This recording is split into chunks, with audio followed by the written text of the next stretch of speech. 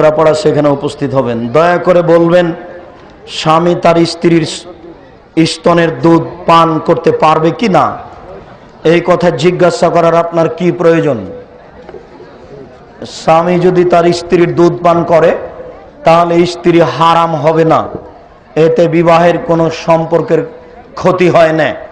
স্ত্রীর দুধ পান করবে কেন? এটা বাচ্চার আহার, এটা তার বোকামি। তা করবে কেন?